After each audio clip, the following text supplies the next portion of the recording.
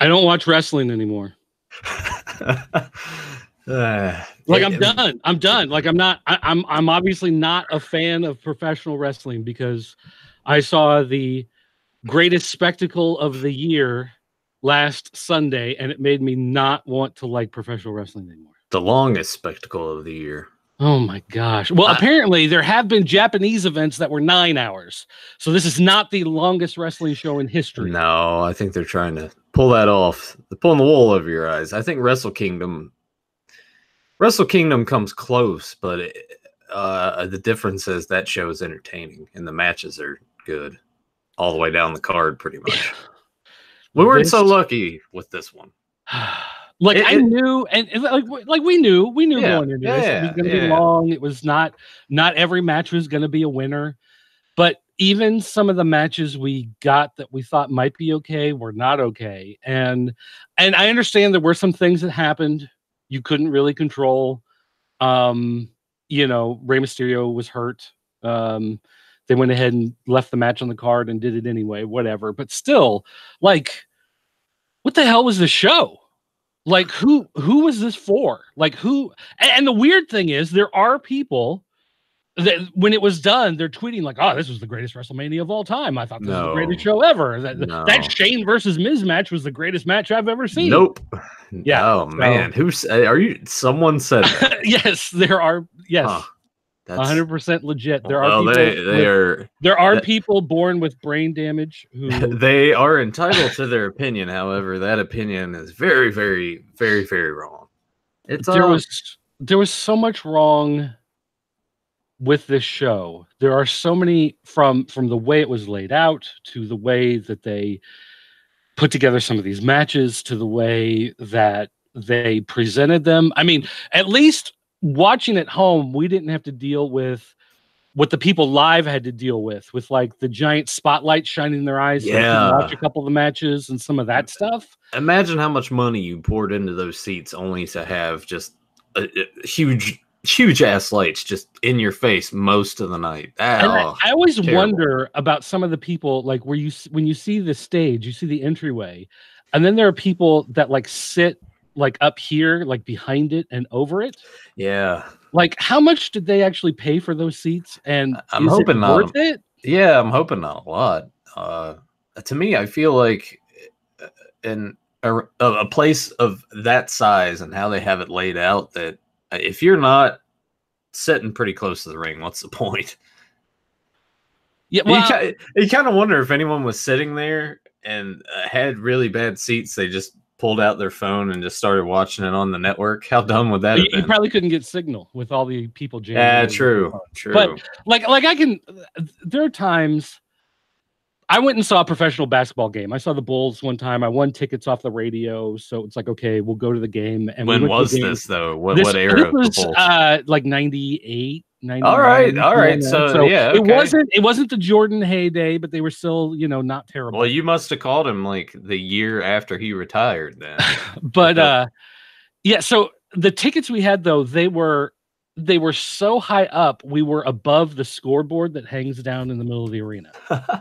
And seriously, when we stepped out to you get to the top of your platform and then you walk down to where your seat is, and it's I was getting vertigo. Yeah, man. Walking down because that's why they call it nosebleeds. Yeah, no, that's no joke. And I'm sitting there watching I'm gonna die, but I'm sitting there thinking who would sit in these seats? These are so high up. But then once the game started and things were going, eyesight is good enough in person that sitting up there watching, I could follow the ball, I could follow the game, I could recognize who was who. I may not have been clear on all the numbers, but you can definitely tell that guy's taller than that guy. That guy has lighter hair and darker hair. You can kind of pick people out, because you've only got, 20 guys you got to pick from anyway. So it wasn't that big of a deal. But, at a wrestling show where you're in a football stadium, that is a much bigger area, because at least a basketball stadium is built a little more up because your court isn't as big. And if you watch, there are people with paid seats that are right on the line, You know, they push them right up real close and they just kind of build up. In a football stadium, it's like you've got the field and then you've got all this dead area around it.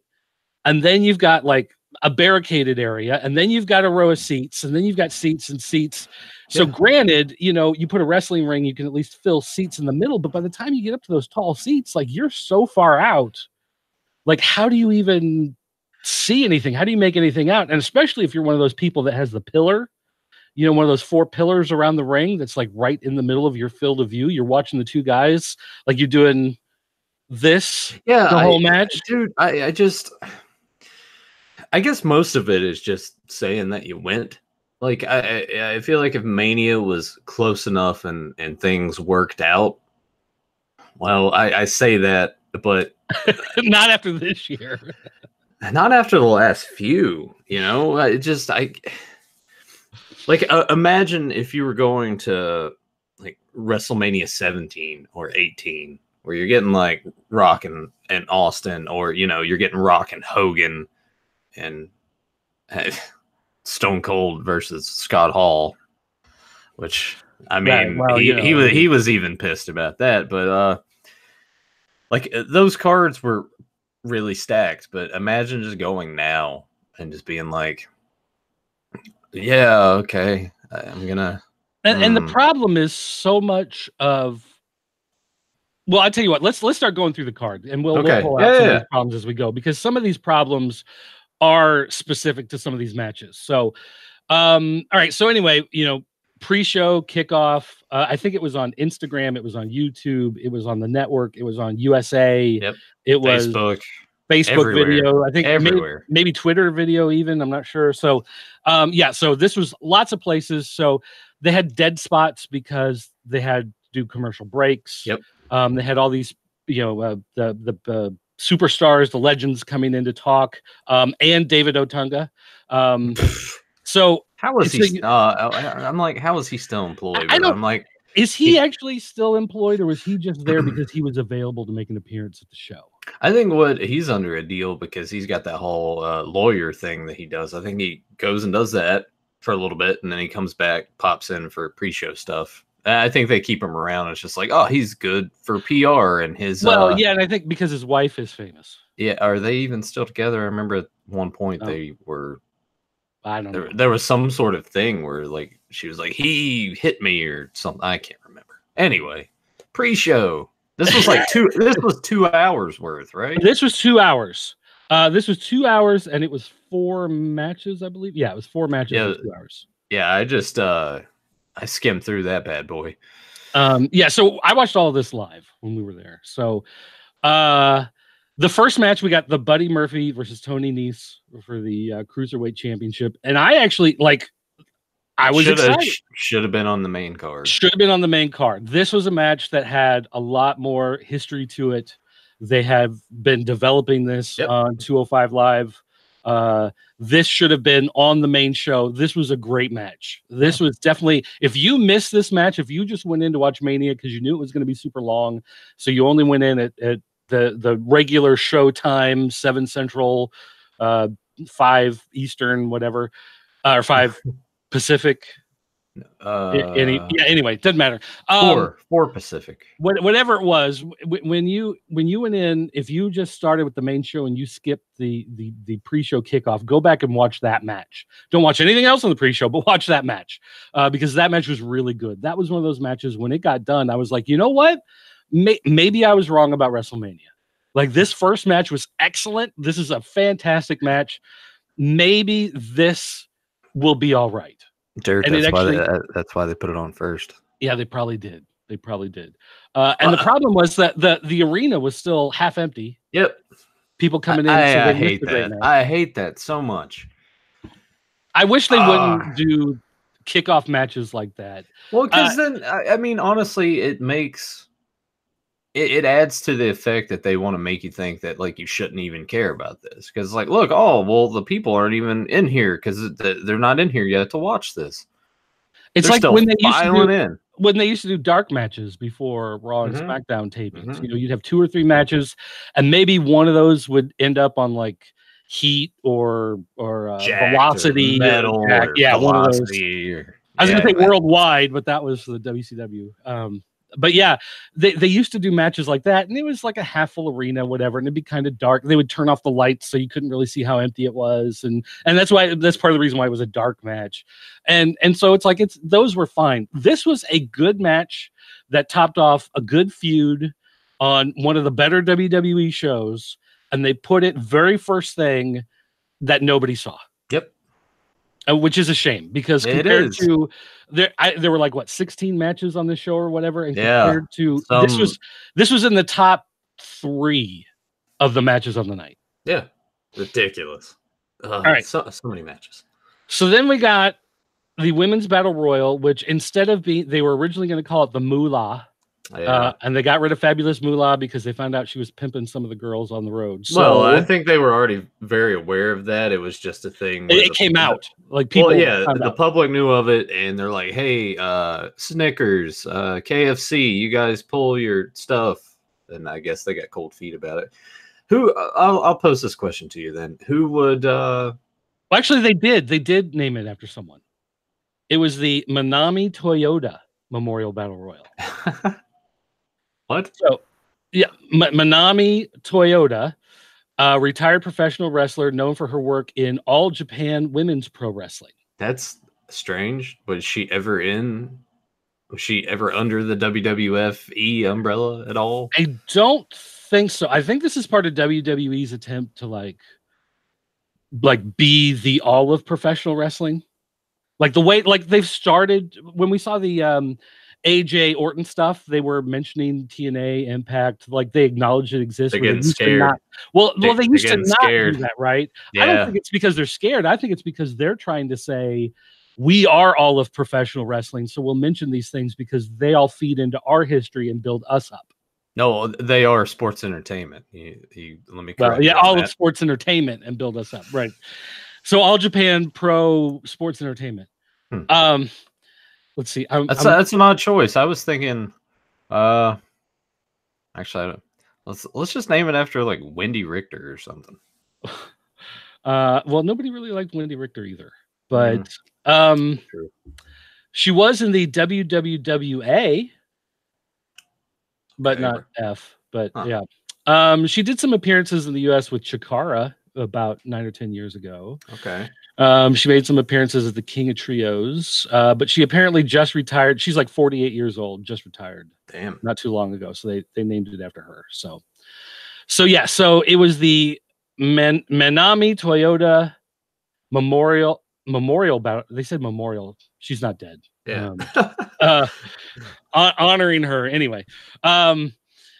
So basically what they did was they had Carmella got thrown out of the ring, and so she just hid underneath the apron.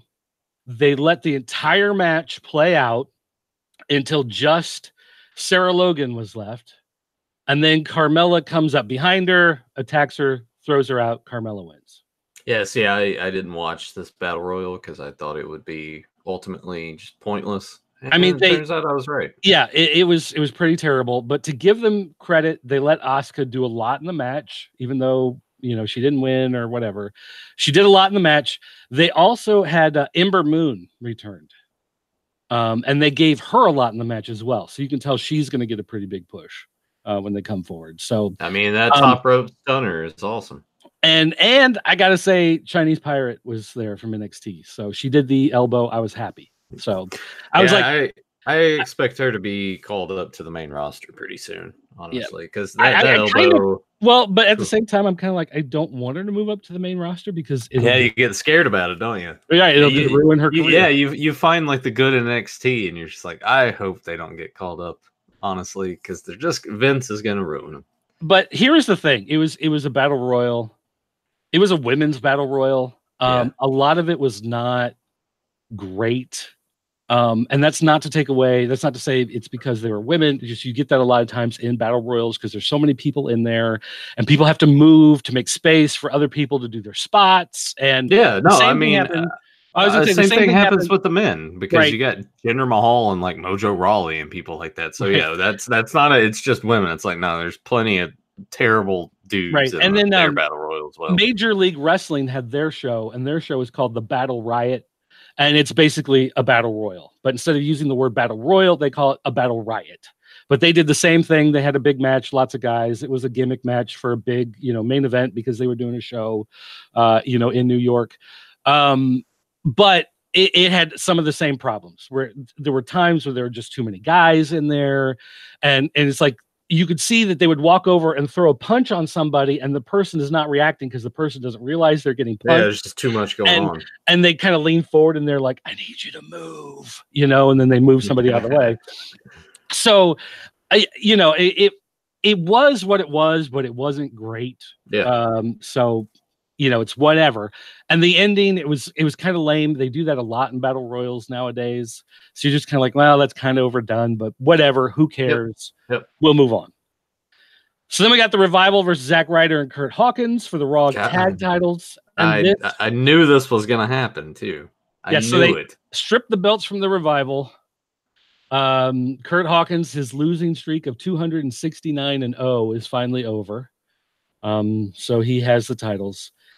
The match, again, it wasn't anything special. It wasn't great. It very easily could have been a Raw TV match. Yep. It was just there to fill time. And that's fine for the kickoff show. It's just there to fill time. It's just a mediocre match, just to have a thing.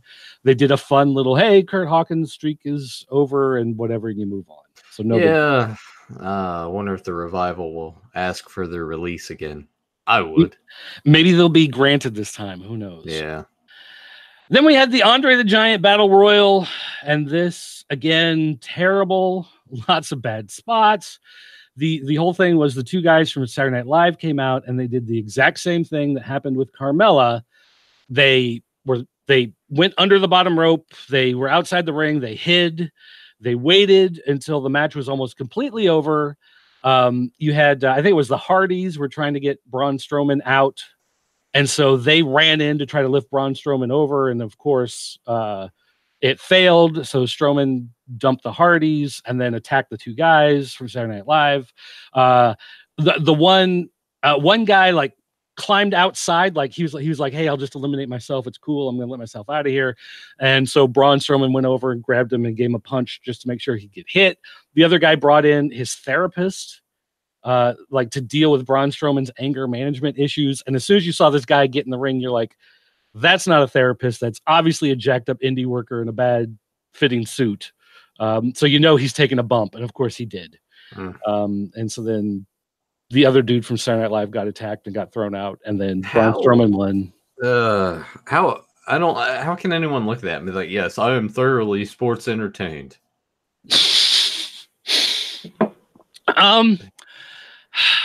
People who are fans of those two guys on Saturday Night Live who wanted to watch a free show on USA where those guys would make an appearance in front of all those live people probably got done with that match and said, you guys were hilarious. That was great.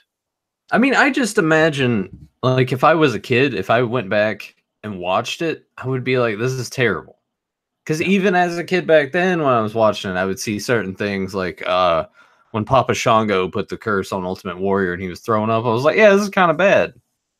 Yeah. And I was like 8 or 9 at the time. I mean, I understand why they do it because they want to have crossover with mainstream, but at the same time, this is a horrible way to do it, especially when you have people that don't have any athletic ability. It's one thing, and I'll say this a million times. When Jeremy Piven was a guest host on Raw, he got involved in a match. Same with Stephen Armel from Arrow. Yeah, that's his name. Is that Armel? Yeah. Armel? Yeah. Anyway. Yeah. I mean, they were both athletic. They got involved. They were able to do flips and jumps. They were able to do stuff in the ring, and you were able to go, wow, that's kind of cool. I didn't expect that from those guys. But when you have people who are just actors, who don't have an athletic ability, who I don't even know if they trained really to take a punch.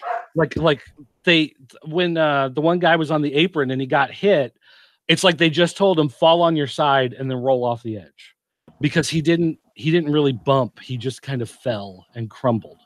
Yeah. So again, this is, if you want to do something with them in the show, you can do something with them in the show, and it's a wrestling show. So you can do a backstage thing where they get thrown into a pile of boxes. You can have them go through a table at catering. You can do something with them, but putting them in the match when they have no athletic ability is just terrible. And honestly, what they should have done is what I said that I thought they were going to do last week. Have the thing where somehow they get Braun eliminated. He's chasing them through the arena the rest of the show, because at least then it sets you up to play more to their strengths and do like different things, even though it would be dumb. That gives you the ability. You have all those people backstage that you want to make appearances. You want to have Ron Simmons say the damn. You want to have Scott Hall, Kevin Nash. You want to have them make an appearance. You want to have all these people do different things backstage. So that gives you the ability to work them in these little vignettes as the storyline flows through. And then when you do something crazy like the whole Miz and Shane thing, like you can have the two things like intersect in the middle of that match. When they're doing something dumb, like, Miz's dad is getting involved in whatever, and then outruns Braun Strowman and those two guys that like run through the middle of the ring while you're doing this stupid little comedy spot with Miz's dad, just to like throw everything off, because it's a point in the match that doesn't matter anyway. You can overlap with this other thing going on and do a bunch more of these things backstage, but instead of doing that, they did this. So, let's see. Delvis in the chat room says, I feel really bad for the superstars who have all that talent in the world, but get looked over for this hokey crap. And that's, I agree. Yeah. There were some very, like Andrade being in that match. It's a shame. Nothing for him. They like I said before, they should have saved like the 4-way and the triple threats and all that stuff for the US title. Put Andrade in there with Joe and Mysterio, especially with Mysterio being hurt. Yeah. Then at least, you can kind of keep him out, but someone's still there and it's fresh interaction and whatnot. And it would have been an awesome match. All right. So then we got the main show started. Alexa Bliss came out. She said, everybody gets their WrestleMania moment. I'm going to create a WrestleMania moment right here. Hulk Hogan came out. Everybody loved it. I turned to my friend. I was like, I wonder if he's going to say Pontiac Silverdome. And then he did. He made the Silverdome joke. But then instead of saying the MetLife Stadium, he said MetLife Arena. Yeah. Which is a different place. Yeah. He still messed it up. Well, but the question is, did he mess it up, or was that intentional on his part? Like, I don't know. I kind of felt like people didn't really care though when he came out. Like the pop for it was sort of mild. I feel like I don't know. I feel like after that thing from a few years ago and they cast him out for a while. I don't think so. I think for the most part, people were like, they were happy to see Hogan, but they knew he wasn't going to do anything. You know what I mean? It's like a few years ago, they did the thing where it was Stone Cold and Rock and Hogan, and they came out on the stage. They joked with each other and said some stuff, and then they left. And you were just like, okay, well, what was the point of that? I think that's what people kind of felt with this thing with Hogan. They were like, yay, it's Hogan, but who cares? It's not. We've got 5.5 hours of this thing to get through, know? So then apparently backstage, during, I guess, like the men's main event or the men's battle royal, the Andre the Giant battle royal thing was going on. Lesnar and Rollins were having this conversation with Vince saying, hey, we should go on first and do our match first thing. Because originally that match was supposed to be pre-main event. And they said, don't put us all the way at the end. Let us go out first and we'll get the crowd hyped up and we'll make everything exciting. And Vince said, sure, go for it. So that match, like, 20 minutes before, half hour before they're supposed to go out, it gets moved to being the first thing. Apparently they didn't tell Hogan and Alexa Bliss. So Hogan and Alexa Bliss are out there doing their little thing and they're posing and they're making fun and whatever. And Paul Heyman out comes Paul Heyman, who walks right past them and heads into the ring. And you see Hogan. That was a funny visual of him just like strutting down in the ring, all pissed off to Hogan's theme playing. And you could tell that I was like, wow, Hogan sold that really well. He actually looked surprised. And then you find out later he was surprised. He had no idea that was happening. So that was kind of funny. So anyway, they said, Brock Lesnar, he knows he's not appreciated. He wants to get the heck out of here. He wants to go to Las Vegas where he will be appreciated because, of course, he has a UFC fight that's going to be coming up in a month or whatever. And so he said he wanted to just do the match now, get it over with, and get on a plane and get the hell out of this place because it stinks and whatever. So they had Jerry Lawler come out to do ringside commentary. They had the two guys come out, and then before the match starts, Brock Lesnar just starts beating the crap out of Seth. And big move and big move and big move and big move. Yeah, his back looked nasty. Oh yeah, he went through what, like the German announce table. Yeah, like he tossed them in, and it's like the whatever the announcer that was sitting there didn't move in time, so it's like he hit him right in the chest. Yeah, but his back looked pretty bad.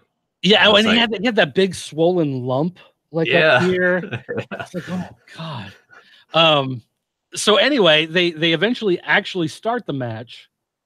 And then Seth Rollins like distracts the referee, or the referee took a bump. Yeah, they sort of like bump into him a little bit, and then so he used the opportunity to hit a low blow on Brock, and then he's able to hit like 3 curb stomps and then beats him for the title. So the actual match was only like 2.5 minutes.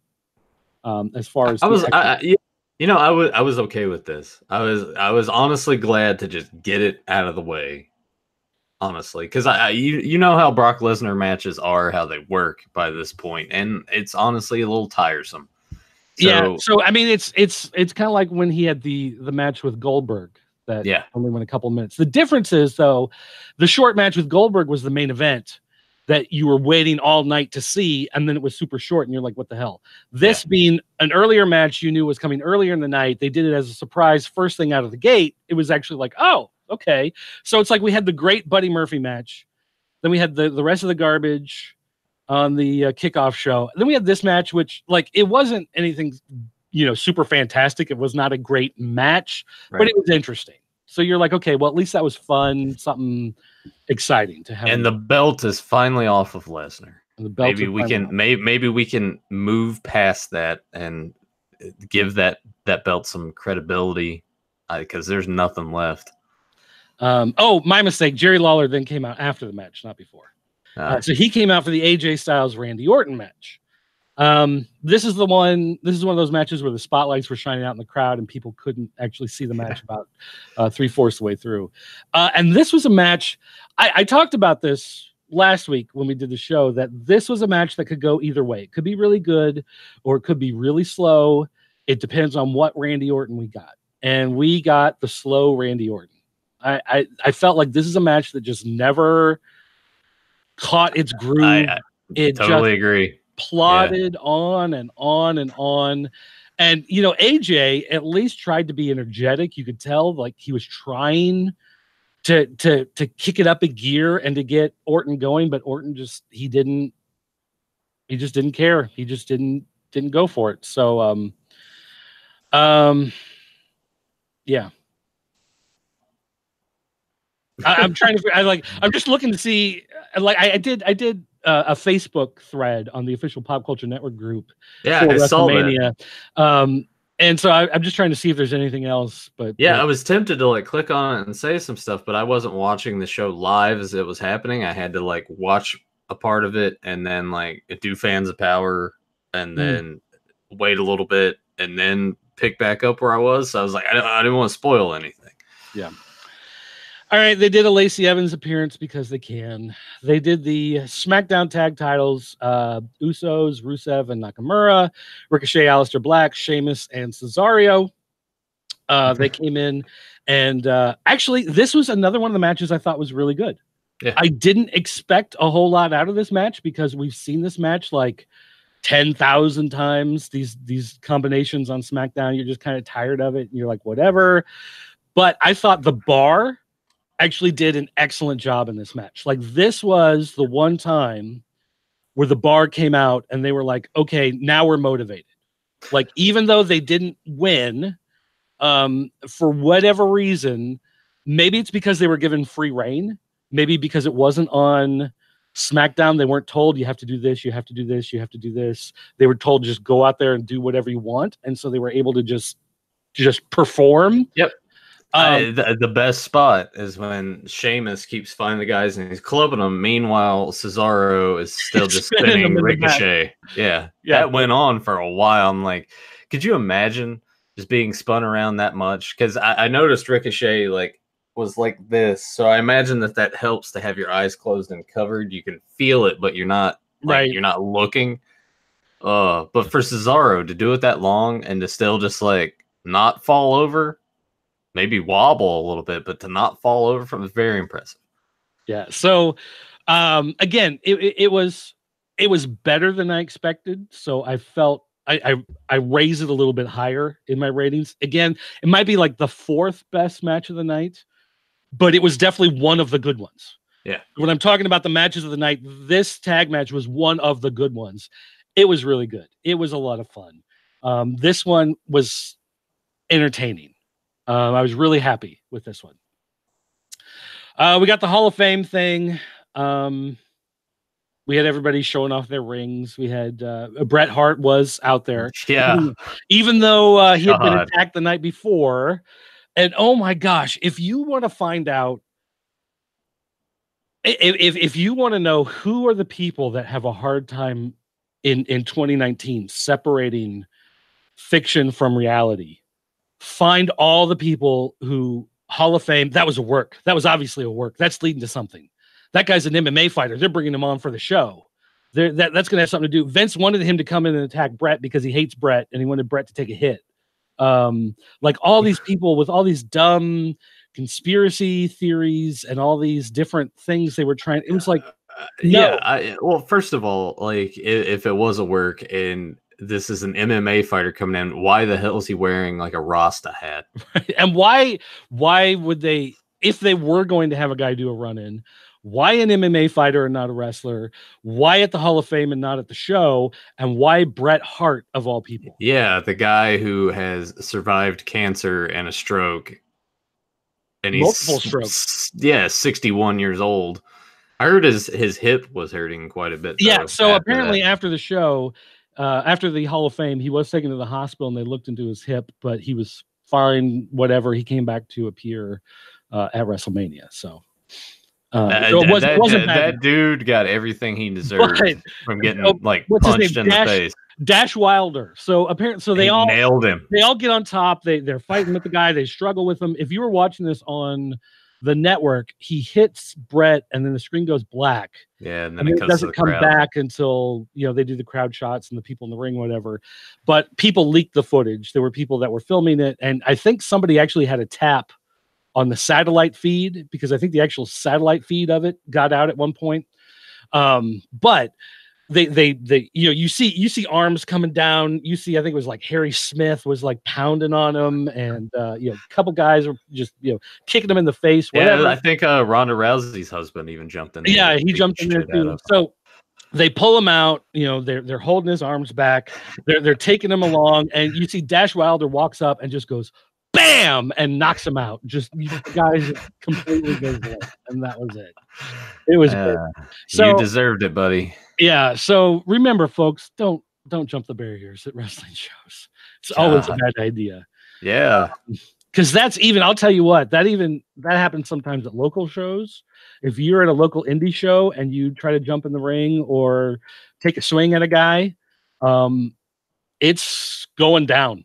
There's a lot of pent up aggression and a lot of indie wrestlers, and you're going to find it. So anyway, so they did the thing. DX, of course, came out. They got a big announcement for Hall of Fame, played the music, and they were all running around on the stage and playing around with everybody. Throwing the glow sticks and all that stupid stuff. Yeah. So maybe that means DX is officially gone. Like it's over now. They can never. Oh, Dirk, come on. All right. We had Miz versus Shane McMahon in the Falls Count Anywhere. This was your match of the night. I know it was. Oh my gosh. Okay, so for the longest time, all they did was brawl in the ring and around the ring. And I'm sitting there watching this going, why the heck is this Falls Count Anywhere? They're not going anywhere. Yeah. Like, this is dumb. So eventually, though, Miz gets knocked out. Miz is sitting on the announce table, I guess. And Shane gets up on the top turnbuckle to do the dive. Miz's dad, stops, get in the way. So Shane gets down, calls him into the ring.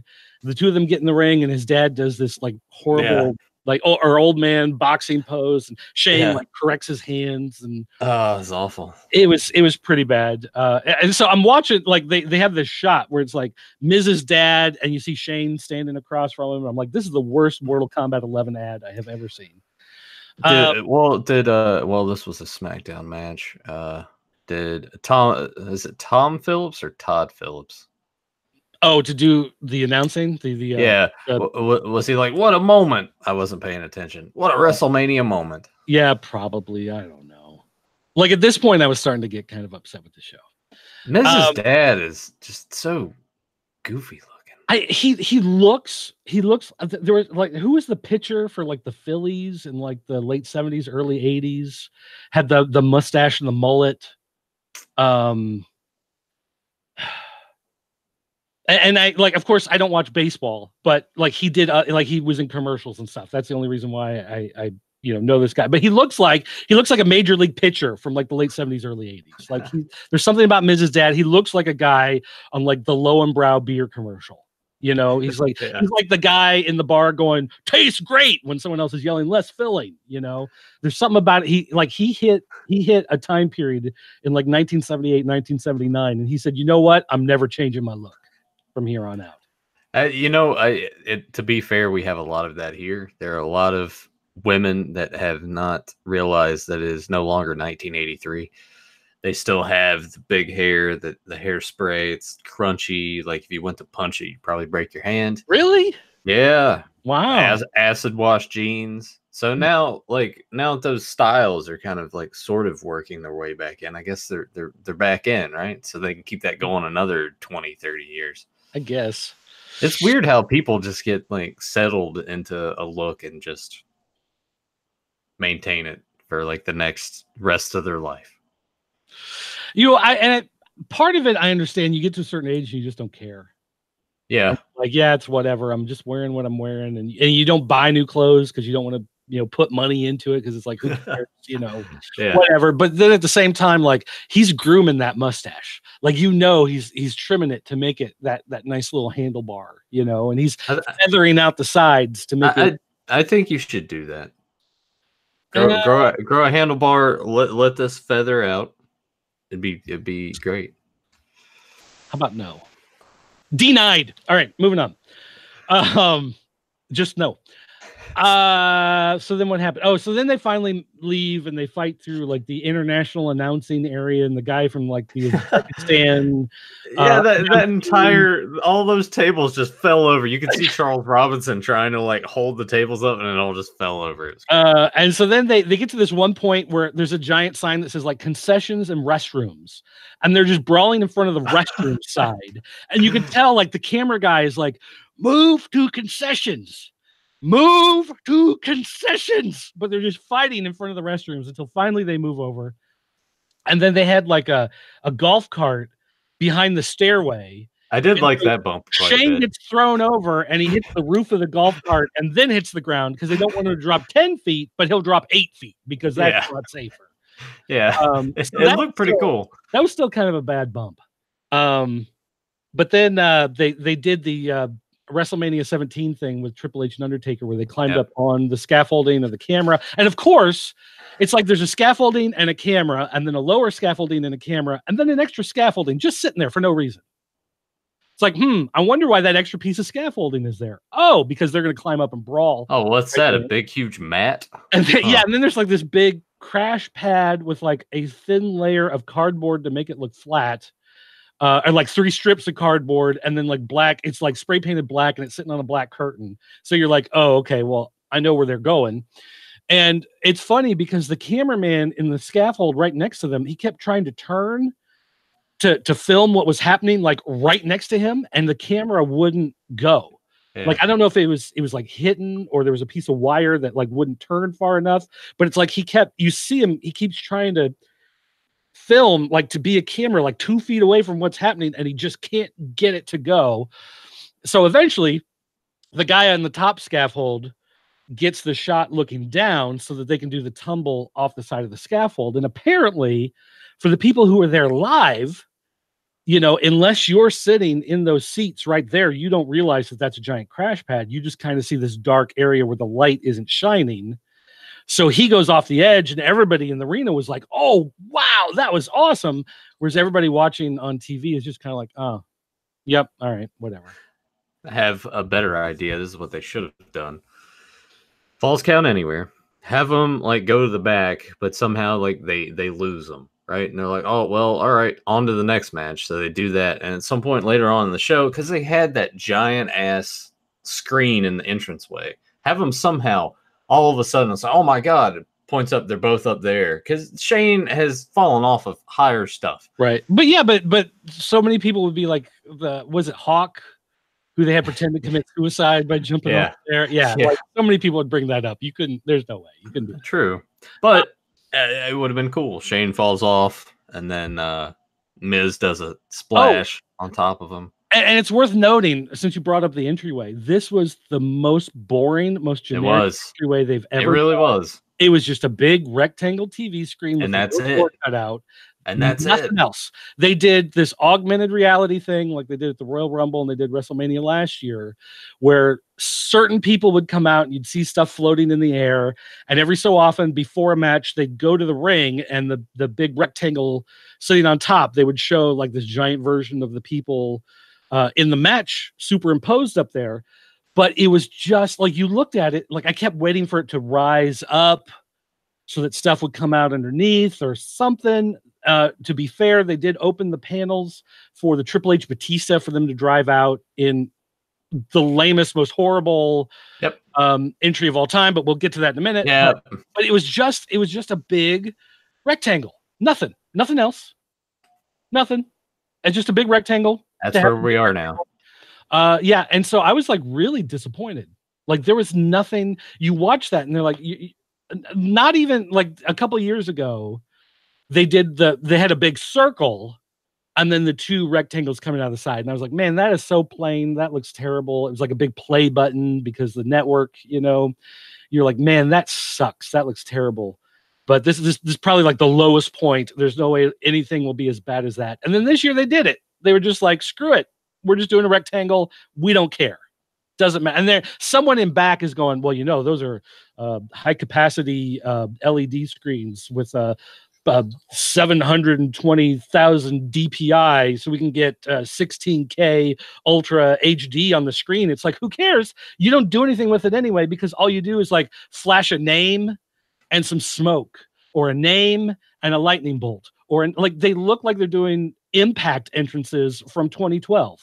It's like, what is going on with WWE entrances? There's no video. There's no, you know, loops of people getting punched in the face. They don't do any of the fun stuff they used to do. It's just like, here's the name, and it's the name plate, exactly like what you'd buy on the t-shirt.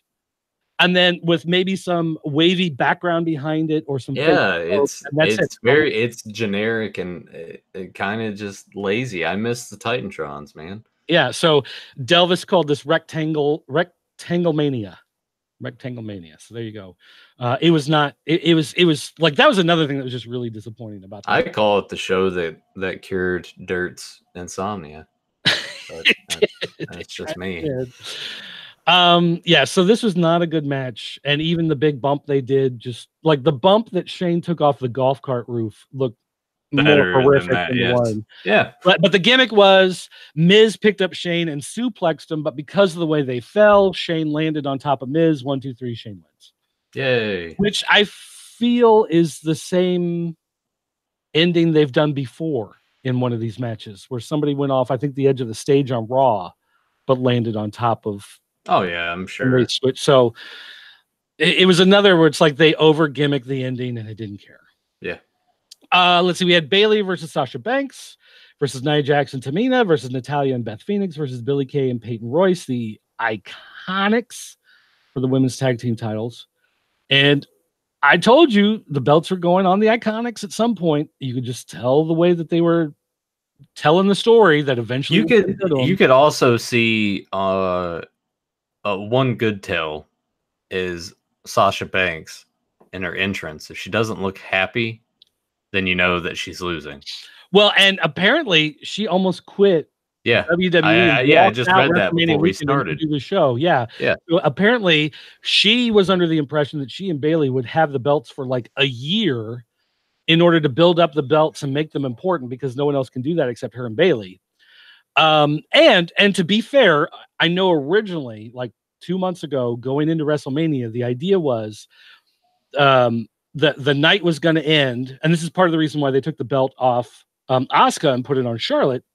Was the original idea was at the end of the night, you were going to have Bayley and Sasha with the tag team titles. You'd have Charlotte with the SmackDown title and Becky Lynch with the Raw title. And it was the 4 horsewomen of NXT who had graduated to Raw, had pushed women's wrestling to the highest level, and they were ending WrestleMania. They all had titles.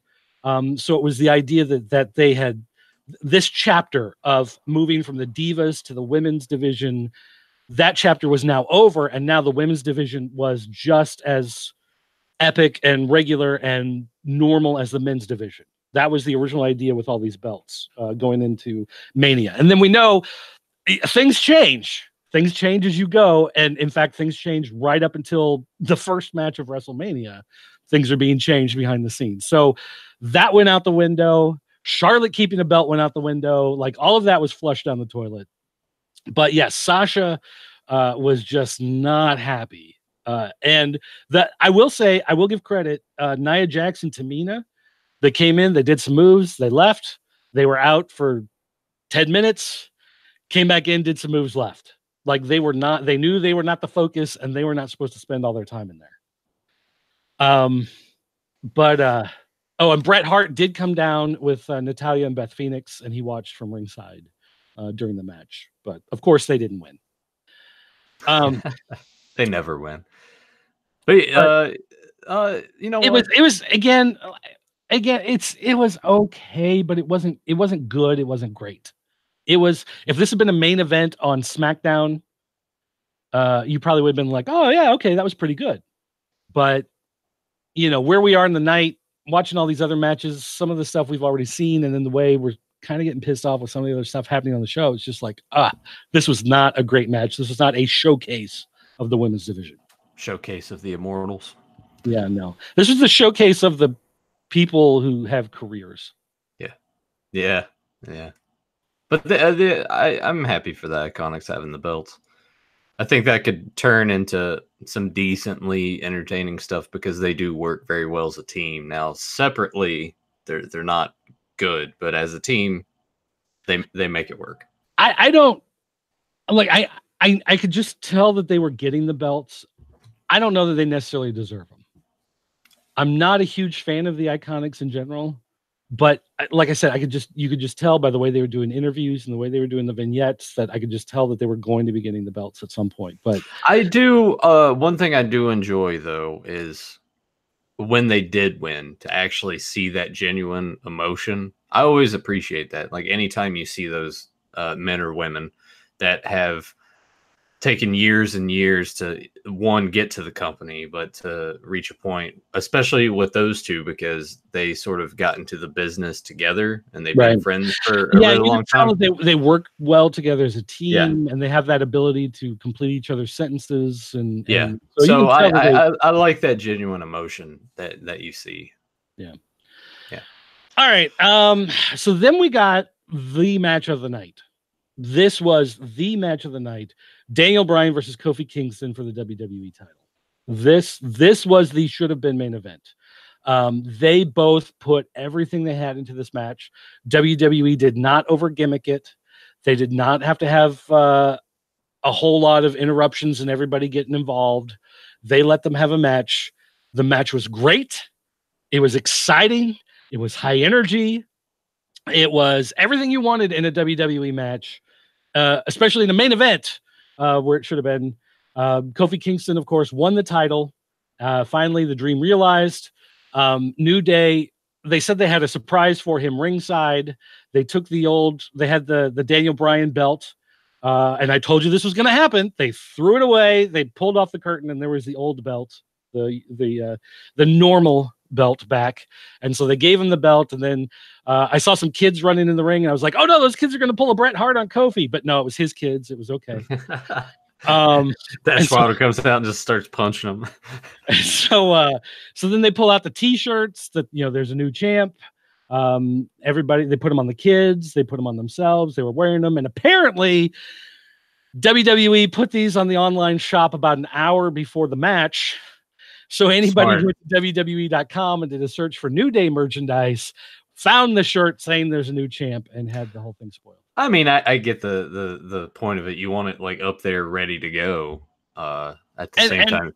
I heard people complaining about it being spoiled, but at the same time, it's like you knew spoiled. Yeah, it's like it because if it didn't happen, I wouldn't have watched Raw. You know what I mean? I think there would have been like fires that would have started. In the there would have people setting trash cans in the bathroom on fire. Yeah, but I go back to the genuine emotion part to see when he won and to see Xavier and Big E, like they're hugging him and like Xavier's actually like crying. There's just something about that. That's like the good stuff, the real stuff, not the overproduced. Oh wow, what a moment! Yeah, and I appreciate the fact that the other two guys who are with him, they didn't tease now he's won the belt. Why didn't I win the belt? Have Xavier be mad at him? You know what I mean? Because always when they do one of these things, they have to break up the team and have the other guys become jealous. I mean, there's still time, but I hope they don't do it. I've always thought of with the way that the New Day has been, if they were to ever do something differently, like break them up or whatever, have it just be like not someone's turning heel, just be all right, yeah, we're going our separate ways, we're doing our own thing, and leave it at that. And then they do have a shakeup coming up, so it is possible that, I could see like Big E and Xavier being a tag team on SmackDown, and they can move Kofi over to Raw, maybe. You never know. If they moved Kofi to Raw, they'd have to move Seth Rollins to SmackDown. Right, they could do that. SmackDown is going to have some big changes in the next couple months because it is moving to Fox. True. And it's not moving to Fox Sports, it's moving to Fox. Yeah. So it is going to be on the network. So of the 4 major national networks, NBC, CBS, ABC, and Fox, it is going to be on Fox Friday nights. So that leaves open a spot on Tuesdays.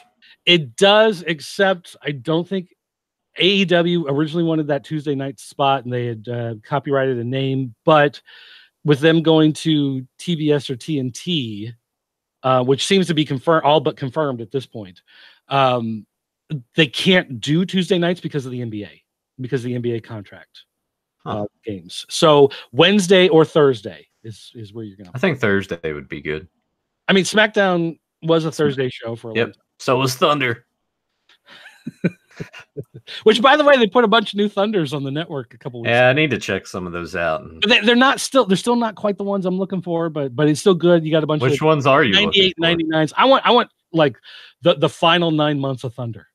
Like I want the in the toilet Thunders from the very end of the there were a lot of good, like really awesome cruiserweight matches on those. There were a lot of fun lower card matches that didn't get any sort of, when Tank Abbott and 3 count Rick Steiner. Well, no, I was gonna say when Tank Abbott and Rick Steiner were doing their feud where they were dropping like the fenced-in circle in the ring and they were fighting in that little fenced-in cage. When they were doing that terrible stuff on Thunder, you had some good stuff going on in the undercard. But Tank Abbott and 3 count, I was entertained. I was too. I hate to admit it, but I was. All right. They did the backstage thing where they did the 2 guys from Saturday Night Live with Alexa Bliss. They had Kevin Nash and Scott Hall come back up. They were dressed as the doctors. They were putting on the rubber gloves because they were going to do prostate exams. Made a joke. Ha ha. Yeah. Was this the part where Ron Simmons came in, or was that later? Honestly, I don't remember either. Booker T came out to do commentary for the next match, Samoa Joe versus Rey Mysterio for the U.S. title. Now, Rey, his ankle was injured. He legitimately injured it several weeks before. They had been having those talks about whether or not he would be showing up on SmackDown to do stuff, whatever. But apparently that was not the reason why this match was cut. Samoa Joe and Rey were looking at the card. They were looking at how much time had already passed, how many matches they still had to go. They apparently went to Vince and said, look, let us do a quick match. Let's do something. It'll be shocking. It'll be surprising. It'll be, fast. It'll set up Joe to look great. This is partly Mysterio's idea. He thought it was great to get Joe over. And they knew it was a good way to just kind of quickly speed things along in the show. And Vince said, okay, go for it. So again, show is being changed while it was happening because of the other stuff going on. So they just had a quick match. It was like a minute long. Rey got in a move, went for the 619, but Joe turned it into the clutch and choked him out. And that was it. It was over. And it was one of those things where you're watching it and you're like, what? Like I was kind of expecting something more and it didn't. But again, overall theme of the night of everything going too long, it was nice to see that they didn't kill a lot of time to make it go another half hour, even though it's a match I would still like to see. Delva said, I want to see a match like Nathan was talking about going on throughout the show all over the arena between James Ellsworth and Gillberg. Well, you'd have a problem with that because Ellsworth ran into some issues a few months ago with, I guess, sending naked pictures of himself to underage girls or something. I don't expect Ellsworth to be back. Yeah, well, and I think part of the issue was like he didn't know. It was just one of those things like girls were flirting with him, so he flirted back, and then you find out later like, maybe you should have asked for some ID, but kind of like a Jerry Lawler situation a couple times. Right. But anyway, he said it'd be great though if it had no real coverage. You just see them fighting in the background. So it's like there'd be, the match would be done. There'd be like a backstage interview. This match is still going on and behind. See them like on the top layer of the stadium, like fighting behind the screen area. That's what I'm saying. Like they could have either done that with Braun and the Saturday Night Live guys, or have Miz and Shane just that match keep going throughout the night. It would have been something different at least. All right, so then we had Roman Reigns versus Drew McIntyre. And again, this was low. It was there. It was like a Raw main event. It was, well, and I would say it was even worse than a Raw main event because one of those, it went way too long. Like it went, I want to say it went like 25 minutes or something like that, and it should have gone like 10 or 12. It's Roman's first singles match back since beating. You gotta show that he is indeed the big dog. Apparently, the upper deck was doing a wave during the match, and the people were more into the wave in the upper deck than they were the actual match. And then when Reigns won, of course, he did the thing where he put his head on the turnbuckle and cried because it was so emotional. Well, I mean, I get it for him. Imagine like going through that, leukemia coming back. But nobody cared. Nobody cared. Dude, I know that we're already at the point where people are already starting to boom again. And then we had Elias come out. Yeah. And so we knew going into it, something was going to happen with Elias. Someone big was going to come in. This was probably one of my favorite parts of the night. I am not going to lie. So, okay, here's the thing. He comes out and he starts doing his little spiel. They had like video of him playing drums and playing piano, and it was synced together with him playing guitar. And you're like, wow, he is musically talented. That's cool. It's kind of weird to see this. Then they had some video interrupted him, and it starts talking about New York, and it's talking about the Mets or the Yankees or whatever, and Babe Ruth. Yes. Babe Ruth calling his shots. And you're like, okay, I don't understand. And then John Cena's Thugonomics song hits, and he comes out, and apparently, if you've seen him in any of the commercials or promotional stuff he's been doing, he has this really dumb haircut where he looks like Ernest P. Worrell, where he's got like longer hair and it's like combed over. It looks so terrible. So apparently, I think he looks dignified. He is a Hollywood movie star now. No, it's for a role. It's for a role. And so in order to cover it up, because he can't shave his head or whatever, for whatever reason, he had the baseball cap on backwards. So it leads to the Doctor of Thugonomics gimmick because you can do that. So the crowd ate it up too. Yeah, the crowd was Cena chant. Crowd was hot for it. He and because he was the old Cena, he made fun of his movies. He made fun of WWE. He of course made fun of Elias. Yep. He said some non-PG things. It was great. And then of course he attacked Elias and left. So. It was great. I loved it. Then bring him back as Thugonomics. Let him do that. Which is fine, but he's still in the middle of whatever doing this movie stuff. Oh yeah. That's what I would have Cena do from here on out. Just come do a rap, interrupt somebody, give him the FU. WWE believes that Cena, like The Rock, is less interested in coming back and doing stuff as Cena is. Cena wants to come back and wrestle off and on in between the movies. Rock is willing to come back and make an appearance here and there between movies. So WWE wants to push Cena more. And because Cena's doing movies, because he is a mainstream star, people actually know him who are not wrestling fans. They think they can position Cena in such a place where he will be a bigger legend than Hulk Hogan. So they are priming him to be the face of professional wrestling and in Hollywood, TV shows, reality shows, commercials, whatever, until Cena is 85. Like, he is going to be the guy who like, for the old school guys, we all think Flair. Then there's the rock and wrestling guys who are thinking, we all think Hogan. All the guys from Attitude want to think Stone Cold. Some of the newer guys, of course, they still look back at The Rock. But they think that John Cena is going to be the guy who replaces the legend of everybody else and is the pro wrestling sports entertainment guy for all of entertainment. From that, that's fair. When it makes sense to a certain degree. Yeah, when you think about it, he has been just that face of whatever era you want to call this, the crap era. But if he comes back, though, he needs to. If he comes back to wrestle again, he needs some sort of new shtick. It's got to be beyond the never give up. It's got to go beyond Thugonomics. He's got to find something new, and I don't know what that is, but they got to find it. Delvis says that they need to do a Suburban Commando remake with Cena or Mr. Nanny. I think no. I think those movies never need to be mentioned or seen or touched ever again. Even though Tyler, of course, because it's Hogan and their movies, I think Tyler has some sort of weird fetish. He likes No Holds Barred and Suburban Commando. Okay, but not Mr. Nanny. No, Mr. Nanny's trash. Suburban Commando, it's not great, but it's fun for what it is. Plus, you got Undertaker in there, so why not? All right. Next, we got another one of the worst matches of the night. We had Kurt Angle versus Baron Corbin. This, I will say, Kurt Angle moved a little more fluidly in this match than he had been on Raw. So I don't know if they they probably just injected him with something. I don't know if they went to one of those whatever the thing is they make from marijuana. What is the ODC?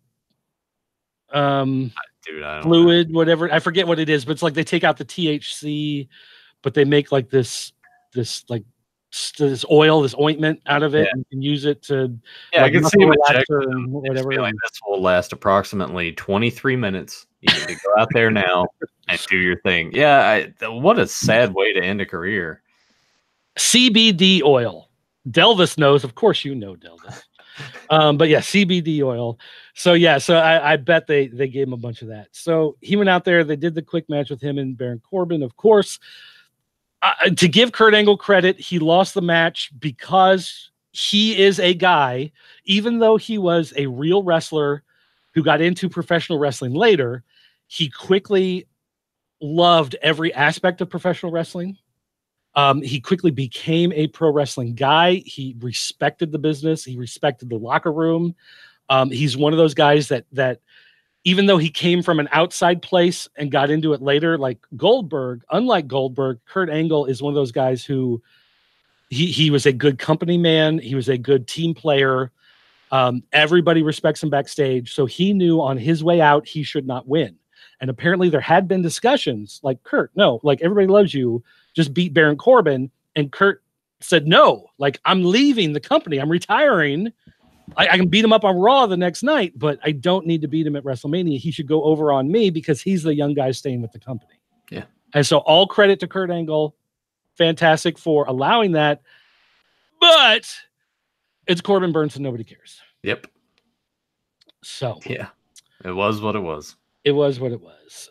So then he wanted everybody to chant "You suck" at him, and they did, and he cried, and it was one of those things. The 3 minutes after the match was better than the actual match. Yeah.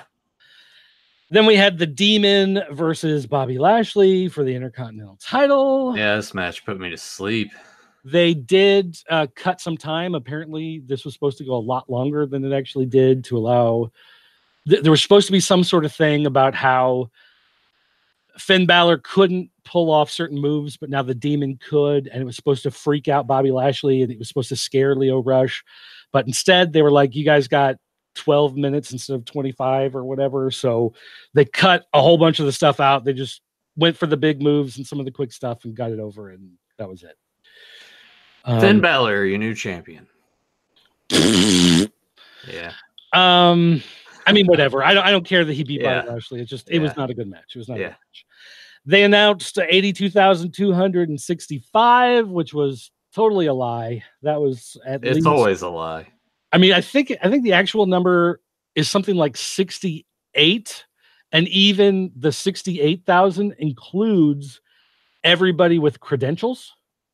So everybody from the company who was there in the stadium also counted towards that 68,000. So, well, I mean, they are in attendance. they are there. The guy collecting money at parking. He's a person. He's there at the show. He's there. You're part of it, buddy. So there you go. But then Alexa Bliss said it's time for a break, and nothing happened. It's time for a break. Nothing happened. It's time for a break. She turns around. It's time for a break. Ha ha ha ha. It's funny. Out comes R-Truth and Carmella, which, like, I love R-Truth. That's, this is not the time when you're this far into the show and people just want it to be over to do a time wasting gimmick. So then they said it's time for a break. So they came out. It's time to do their 7-second dance break, 7-second dance break, which of course went for like 35 seconds before they cut to the backstage. Wait, we skipped the match. We skipped the Triple H Batista thing. Oh, we totally did. Yeah, that was after the John Cena segment. We totally skipped it. Shame. So this was the one time during the night they did something big with the entryway. They had this Mad Max. Yeah, I'm like, dude, that was like 4 years ago. Mad Max Fury Road just came out, apparently. And it's like the same gimmick he had last year, right? Where he was like the green Conan on the 4-wheeler with Stephanie on the back. Wasn't that also a Mad Max inspired? I don't know. So they were playing this video of the people in the desert, and then it cuts to the scene where they're just driving, and it's just like placeholder footage of these CGI cars just driving, kicking up sand.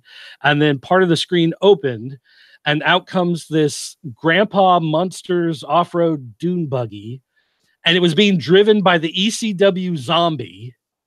And there's Triple H on the back of this thing, and it's the car was like too long for the turn it takes to come around to go down the entryway. So the guy is like going at like half a mile an hour, trying to figure out and readjust as he's turning. Yeah. Because he doesn't want to drop like the back wheel off, like as he's making this turn.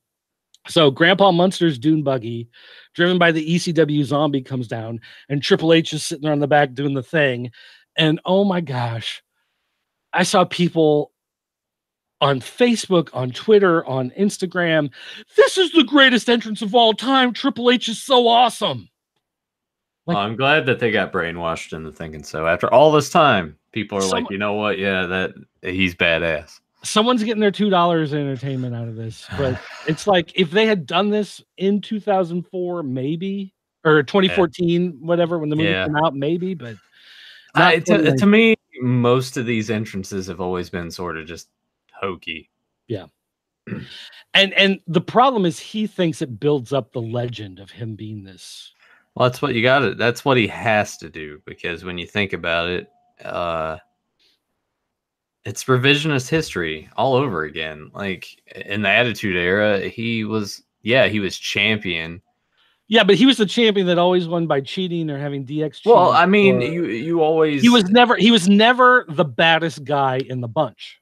You always had Rock and Austin, whose star power was, or even Mankind. Yes, just constantly or Undertaker. Yes. So, through down the list. And it started in the mid-2000s when he did Evolution, had the Reign of Terror and everything. It's like, look how important Triple H is, because all these other guys had started to go, and that's when all the fans started tuning out as well. How coincidental is that?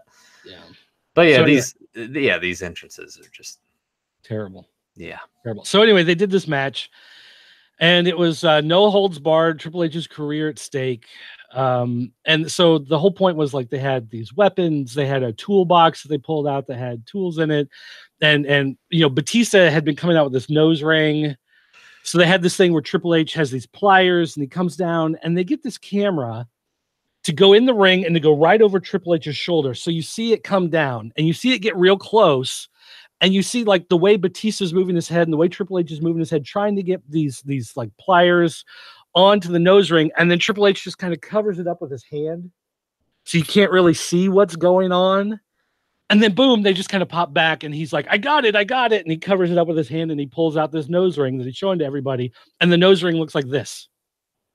Like, it's not like a nose ring like someone actually wears. It's like this round C, and you can see Batista rolling over, like pulling it out of his nose and putting it in his hand and sliding it to the ref. I mean, it was just the dumbest looking angle.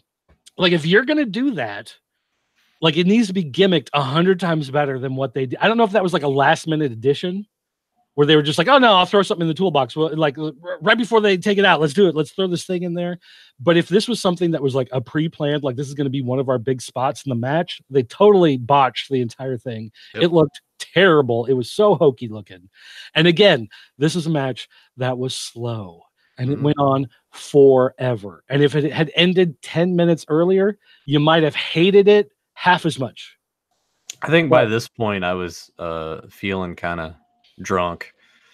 So I was just sort of like staring at the TV, just zoning out.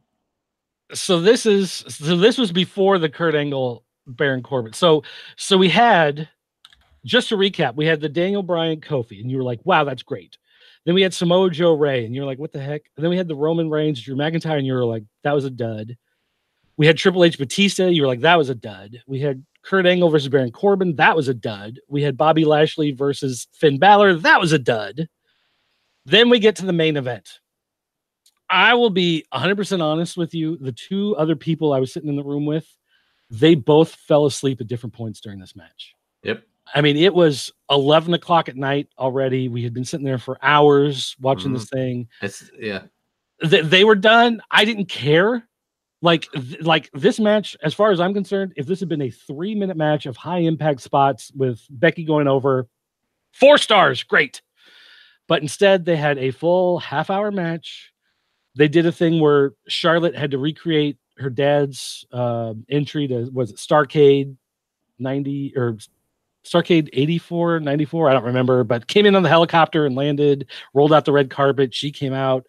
They had Joan Jett set up during this point so that she could play Ronda's song. But at this point, it's like nobody cared. Yep. All these entrances were just like, people were like, I don't care. Just get done with it. Yep. Like, people are looking to go home.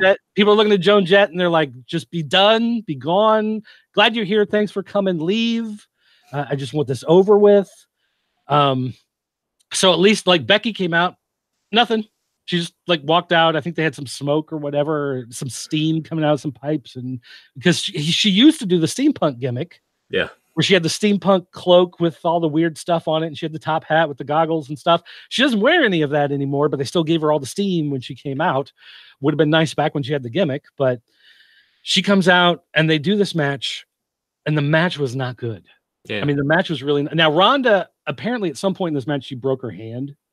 She went to throw a punch, and the punch connected, and she actually potatoed and broke a bone in her hand. And so, how about that? Isn't it funny? The one that's been sitting here like, oh, this is fake, and all playing off of that whole thing, and she breaks her hand on a worked punch that ended up being potato. So then like Becky goes out and gets a table, and she goes to put it in the ring, but then Ronda like reverses whatever move that was the setup for it. So you have Becky like sitting on the top turnbuckle, and Ronda is standing there like she's going to grab her and flip her onto the table. And then she's looking around at the crowd. She's like, "You people want tables? You want no tables? Tables are for bitches." And she throws the table across the ring, and you're just like, "What? Yeah, like what? This is dumb." So then they kept like a lot of the moves kept happening in slow motion, or like someone would be in the corner and they were going to whip them across the other corner. So they grab them and they would like go to pull them. But before they could actually do the motion of pulling them, the person started running, just a lot of stuff that was just timed awkward. And, it's like you get in front of a crowd and your adrenaline's up and it's, finally your chance and whatever. So whatever. But, eventually, Ronda Rousey, she goes for some move with Becky up on her shoulders, and Becky like reverses it into a pin. It wasn't a small cradle; it was a crucifix. Like a slide, like a crucifix slide, backslide. And but Ronda's shoulders don't quite come down all the way, but the ref still counts 1, 2, 3. And apparently the ref got fined. For doing this, because he's supposed to do it as a shoot. If the shoulders are not up, you don't do it. And he's sitting there thinking, this is the go home of the main event at WrestleMania. I'm going to do it. And so Vince yelled at him backstage, and they fined him his pay for the night. So I don't know how much they fined him of his pay, but took a hit. I would hate that. So now they can play off the fact that her shoulders weren't down for the full 3-pin when she comes back, but because she wanted to take time off anyway, and she legitimately hurt her hand, so that was that. So that was 7.5 hours of WrestleMania. Ugh. And Raw and SmackDown, we're not. We're not even going to break that down. We're not even going to go segment by segment. We're just going to talk about some of the stuff that stuck out to us on this show. These shows.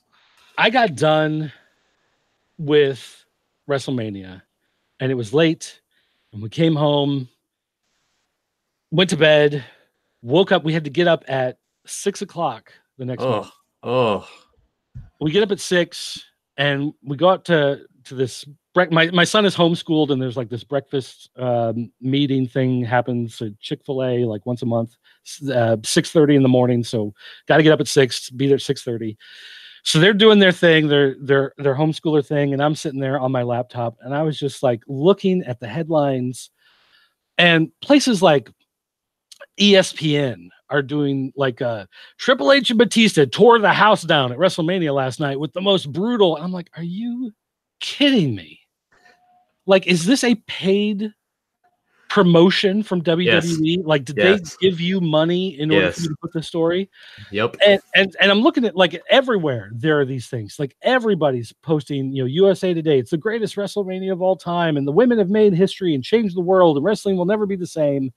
And I'm looking at this, and I was just so angry. And so I was like, I'm writing something for our website. So just sitting there, right there, I just started typing. And I just started typing, and when I was done, I grabbed some pictures and I threw them in the thing, and I put it up on the website, and it was one of the highest trafficked things. Got the most hits of anything we've done actually in a while. I was like, I hate wrestling. I was like, I hate WWE. This is the worst show of all time. I'm probably not going to watch Raw and SmackDown for a long time after this. I don't want to see anything WWE product. Here's hoping that AEW can do something better in the future, because this is terrible. Yep.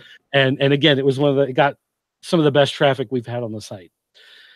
But it was just kind of like off the top of my head. I just was so angry at that show. Delvis asked, do the refs know how the matches are supposed to end? Yes. Most of the time, yeah.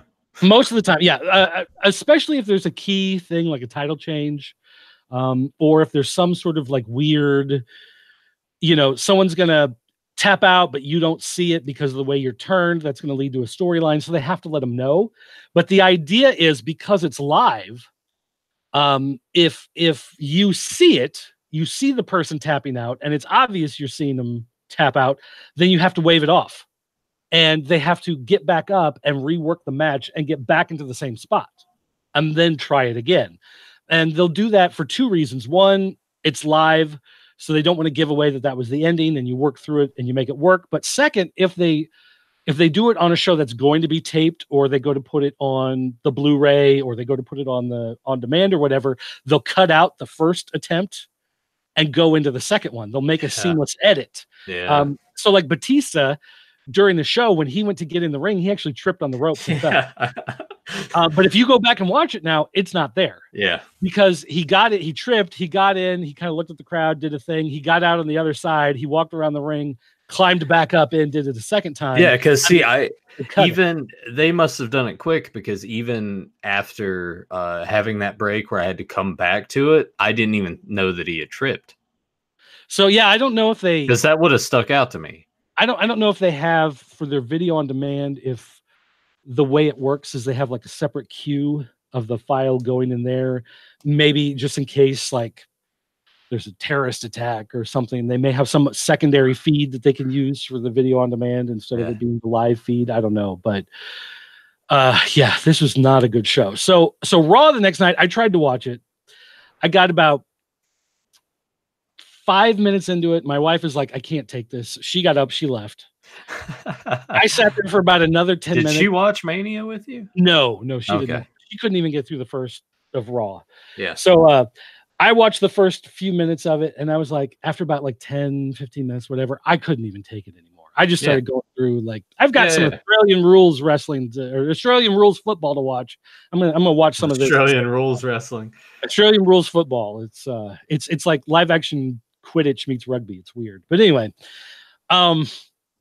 so eventually I go back and I go to watch Raw, and it's like I'm like fast forwarding. Nothing happened. I just waiting for like these big moments. They have Kurt Hawkins, Zack Ryder. Who cares? They had Baron Corbin do a promo. They had Kurt Angle beat him up, to get his win back on Raw. Then they had Lars Sullivan debut, which I know Lars Sullivan coming out is a big deal, but could they spend more than the $12.95 to use the Bleeding Comic Sans font on his butt, on his trunks? Because it looks so cheap and so generic. It looks like using the Create a Wrestler on WWE, like just laying out the letters and putting the fake little blood drops on his trunks looks so bad. And I guess his gimmick is that he's like some wild, crazy madman. I don't know what the deal is. New Snitsky, man. But not as attractive as Snitsky. Yeah. It's weird. They talked about there was going to be a superstar shakeup. Nobody cared. They had Alexa Bliss. She wanted to wrestle because she didn't get a chance on WrestleMania. So Bayley comes out and she just beats the crap out of Bayley. Yeah. So, I think this is another reason too why Sasha was pissed and was asked for her release and all that stuff. Is because the plan was, I think, for Bliss to beat up both of them.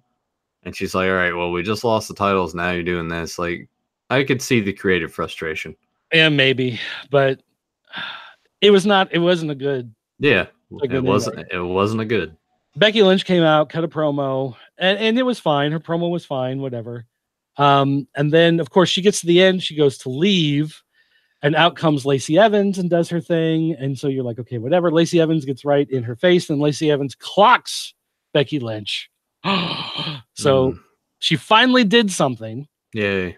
And apparently WWE thinks that Lacey Evans is going to be like the next big thing. Oh, great. Next big. Great. We'll see how that goes. They announced that Dean Ambrose is having his final match in WWE tonight against Bobby Lashley. Nobody cared. Yep. Let's see. They had... I guess I glossed over the whole thing with Seth Rollins at the beginning. So Seth Rollins came out, talked about how he won the title. Kofi came out, talked about he won the title. He said, the women had the unification match last night. We'll have a unification match tonight. Automatically, when I saw that, I'm like, all right, there's going to be some BS finish. There's no way. Like, who in their right mind be like, oh my God, they're going to, no, it's not going to happen. But apparently people were legitimately upset at the end of the night. But for different reasons. We had Ricochet and Aleister Black against Bobby Roode and Chad Gable. It was fine. Like I tried to watch this because of course I like Bobby Roode and Chad Gable. I like Ricochet, Aleister Black. I'm still kind of like, whatever. It was okay, but again, it wasn't inspired. There was nothing great about it. It was just another 10-minute TV match. It was nothing special. Elias talked about how he wasn't going to be interrupted by John Cena tonight. He's going to go out and have his moment once and for all. They did the return of the zombie gobbledygooker. Apparently, Bray Wyatt has apparently found the remains of the gobbledygooker and is reanimating him as a zombie and bringing him back as part of the Wyatt clan. Great. Yep. Cool. We had Dean Ambrose versus Bobby Lashley in his final match. It was pretty terrible. Yep. Ambrose got put through a table and didn't matter. Nobody cared. They had Sami Zayn made his big appearance for that was the only highlight of the show. That promo that he cut against the fans, that was great. Well, no, because there were two good things on this show. Sami Zayn and the Elias promo. Yeah. Those were the two big things. So Sami Zayn came back. He had a match with Finn Balor. It was actually a pretty good match.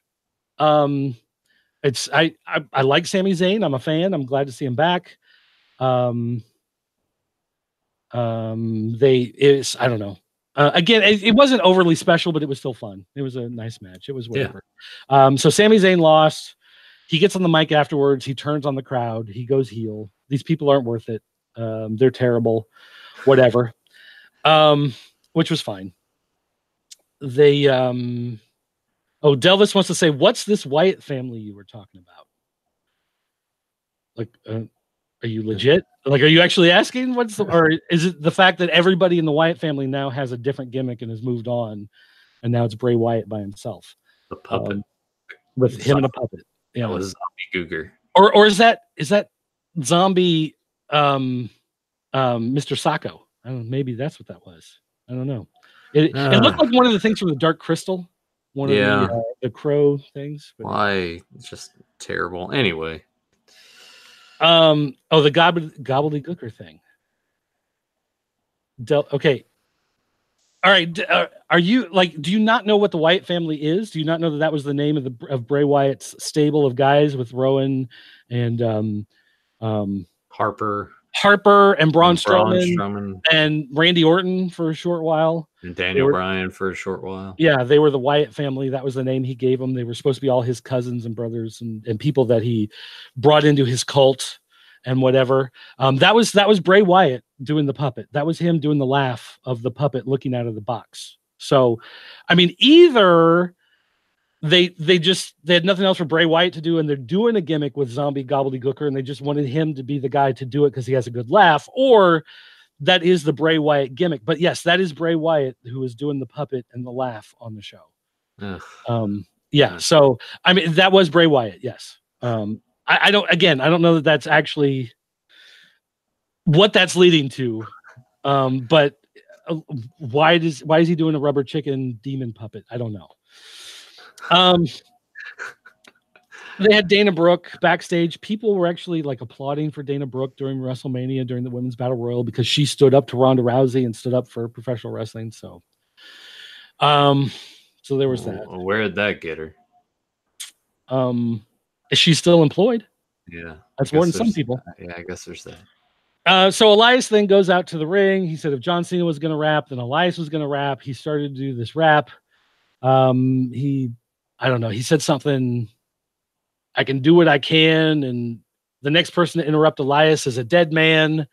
So of course, lights go out. Undertaker epic entrance like he usually does. He gets in the ring and he just stares at Elias, and Elias is over in the corner, and Elias is just kind of looking at him, and he just like pokes his head out of the rope, and he starts to climb through the rope, and he just stops. And you're like, what is Elias doing? And then Elias, like, he gets this look on his face, like, no, everybody interrupts me. Everybody keeps doing this. I'm not backing down. And so he gets back into the ring, and he sets the guitar down, and he takes off his coat, and he takes off his little bracelets, and he takes off his necklaces, and he walks over, and he takes a couple steps towards Undertaker. And so then Undertaker takes a couple steps, then he takes a couple steps, and they get right face to face. And Undertaker, still wearing his coat, still wearing his hat, picks him up, hits him with the choke slam, knocks off his hat. So he picks up the hat, he puts it on. Oh no, wait. He hits him with it, then picks him up for the tombstone. Hits him with the tombstone, covers him 1, 2, 3. Then picks up the hat, puts everything back on, and then turns around and leaves, and just leaves Elias there. And apparently, this whole segment, it was a fun segment. It was great to watch. Like, that was a fun appearance by the Undertaker. Undertaker looks good. His physique looks much better than the last time we saw him. Fantastic. But apparently, all of that is a setup, because the Saudi Arabia show this year is going to be Undertaker versus Elias. And apparently this is the beginning of that feud. I wish the people could have just seen me sitting here. I hate that I have to like say something. I just, So what do you think? Undertaker versus Elias. Is that a Stone Cold Steve Austin versus Scott Hall?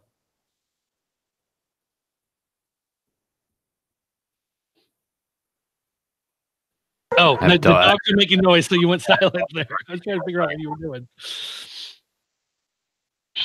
Okay, so he's got barking dogs, so he's quiet right now. So he loves the idea. He thinks it's great. Is this going to be the greatest match?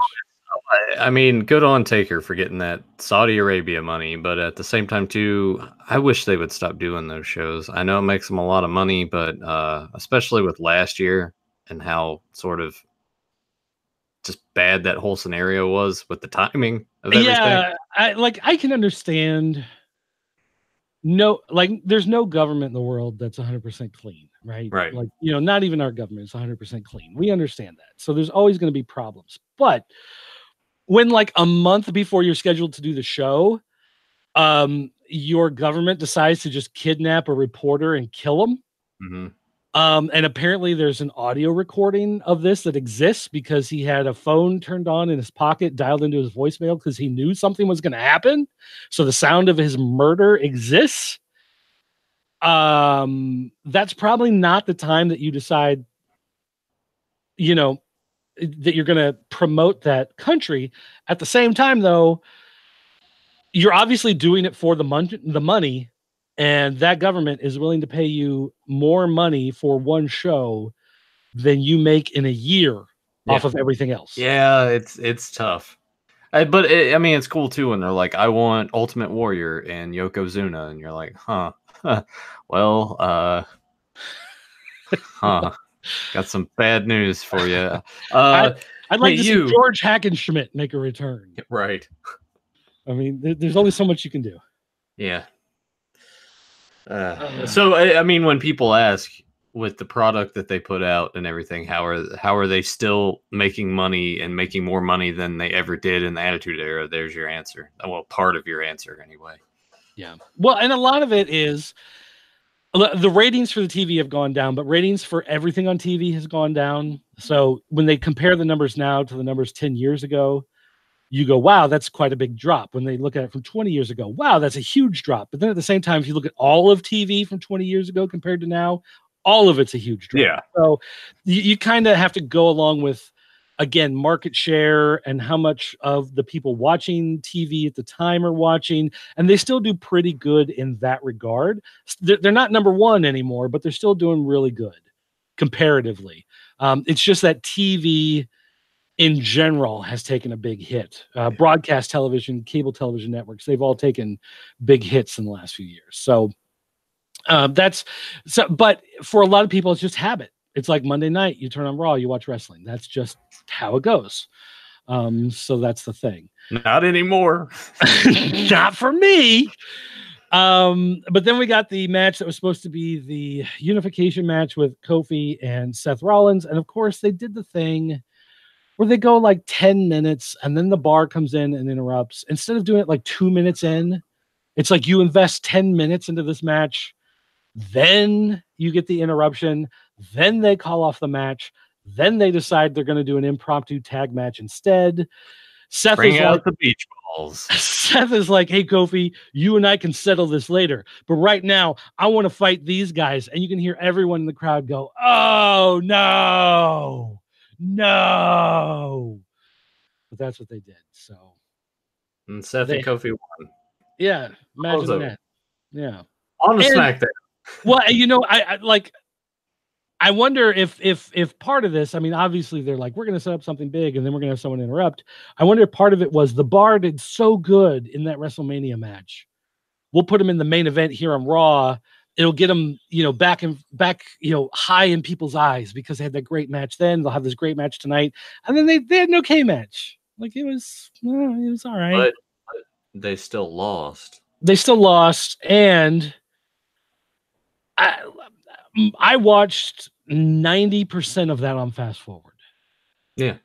I watched like usually the actual wrestling matches, and there weren't a whole lot of them, so there wasn't a whole lot of that to watch. And Undertaker, whoa, what's this? Go back. Let's watch that. But otherwise, it was like I am not invested in this. I don't care anymore. I'm not watching.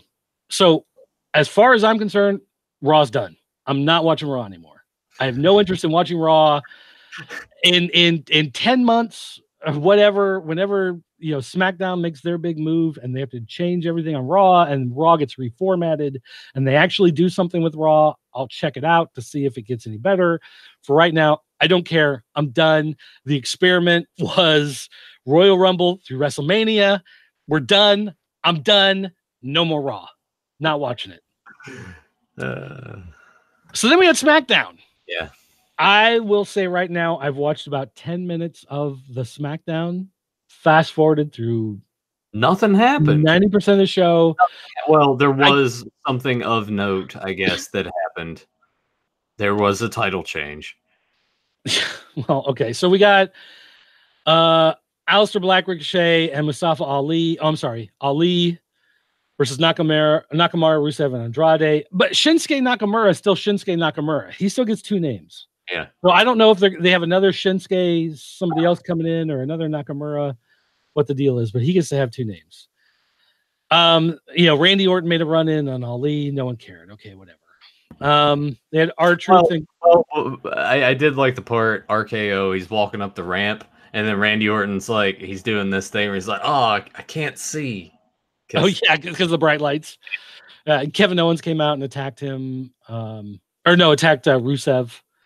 So you've got a couple different feuds coming out of this. You're going to have Ali and Orton. Because AJ Styles is apparently injured. He injured his hip, I think it was. Last I looked, I didn't know exactly what it was. I just saw a little blurb that he was injured. Yeah, so he's injured. He's out for a while. So you're going to have Randy Orton versus Ali. You're going to have Kevin Owens versus Rusev. So at least they're going to break apart the Rusev Nakamura tag team, it looks like. So let's see. We had Usos versus Hardys was announced for later in the night. R-Truth and Carmella came out. And of course, I watched this because I like R-Truth. Carmella pointed out Kofi Kingston is the WWE champion, and then Truth said that Carmella defeated Andre the Giant in her Battle Royal, so now she's the Andre the Giant champion. Carmella tried to correct him; he didn't understand. So again, I thought, like, I like R-Truth. I'm sorry, that's I get fun out of that. So, they had Samoa Joe run out though, attacked R-Truth. Joe talked about beating up Rey Mysterio. They had Braun Strowman run out. Joe put the clutch on Strowman, but Strowman was still able to power out. It was one of these things where they had everybody do a run-in on everybody else to try to do something exciting, but at the end, you're just like, I don't care. Well, it's to let you know, dude, that next week we have the Superstar Shakeup. So Braun Strowman can be on SmackDown. Anybody could be anywhere. You never know. We had the IKonics beating. They brought out a team. They said this is a storied team, a team that deserves a title. The Brooklyn Bells. Brooklyn Bells. Of course, it was a bunch of nobodies. Beat them up. They had someone watching backstage. Or they had Paige watching backstage. She said, "I'm going to bring a real team to face them next week." So I wonder who that'll be. We'll see. I don't know. Nobody cared. Yeah. They had Shane cut a promo. Talked about the Miz. Talked about Mr. Miz. Talked about the announcer. The announcer didn't do the intro very well, so he beat up on the announcer. Nobody cared. They went to Hardy Boys versus the Usos for the SmackDown titles. It was one of those that went for a few minutes, and then the Hardys hit all their big moves, and the Hardys won, and everybody was happy. And then Lars Sullivan came out in his terrible tights and beat him up. Yes, and Lars Sullivan, there's something weird. Like, he's just so lanky, and like I don't know. He's got a strength. Like, he looks like he's strong, but it's not strong like bodybuilder strong. It's strong like this is a guy that like shovels out septic tanks for a living strong. Like, it's not like a healthy strong. It's like doesn't eat well, malnourished, but still has a lot of muscle because he has a horrible life type strong. Yeah, I think for Lars in NXT it worked because a lot of the guys in NXT are smaller builds, so he looks bigger. But when he's on there with guys that are about his size, then he doesn't look as big. If that makes sense. Yeah. So we had Becky Lynch out there. She said, "You can call me the champ or Becky Two Belts." And so the crowd started chanting Becky Two Belts. So I guess that's your next t-shirt. Oh, they already made one. Oh, okay. Well, they showed Becky. It's very uninspired too. I'll look it up really quick while you. Okay. Keep talking about this. They showed Becky fighting Lacey Evans, and again, nobody cared. And Lacey Evans jumped out and attacked Becky Lynch. So again, that's where your feud's going to be going, and nobody cares because nobody cares about Lacey Evans because Lacey Evans doesn't do anything. Wait, you mean the God, this has been what, about 3 months going now that she just comes out and walks back? You mean people don't care about that? Apparently not. Apparently not. Did you find the shirt? Good. Here you go. There's the link. Oh, I see. You sent it to me in Messenger. I thought you were going to pull it up on the screen. Well, I'll just let you do all that stuff. Oh, WWE's making me an offer here. Hold up. Let me show you something here. What is it? Buy one shirt, get one for $5. Don't miss out. Save $5 on your next order. Wow. WWE, you don't know me. WWE also sent me a survey the day after WrestleMania. They're like, "We want your thoughts on WrestleMania," and I'm like, "No, you don't." But I filled out their survey very honestly and sent it back to them. But they want me to not miss out on this. So here is Becky Two Belts. Yeah, look at that. Wow. Very inspired. Isn't that a cool shirt? But look, this belt is got the red color, and this belt has the blue color to show that they're the two different belts. The problem is those belts were uninspired to begin with. Yeah. I heard that they're going to be changing up some of the belts, though, like I think the Raw tag titles, and then they said expect to change with another like major title. I just like I understand they wanted to because this belt came out because of the network. So when they did the network logo, they came out with this belt because that's the new WWE logo, and they wanted it to all like whatever. I get that, but then when they did a second belt and they used the same logo, and then they did the women's belt and they used the same logo, and then they did the SmackDown women's belt and it was the same logo. Just like I didn't like it in the first place, and now to see it on 4 different belts, it's like I don't like it. Yeah. Take note on the UK, the NXT UK Championship and their tag titles. Like, do something like that. Make it actually look prestigious and not just plain with a big logo slapped on it. Yeah, this is bad. All right. Okay. Oh, Delvis says that Lacey Evans is the new Eva Marie. Yeah, that's fair. That is entirely fair.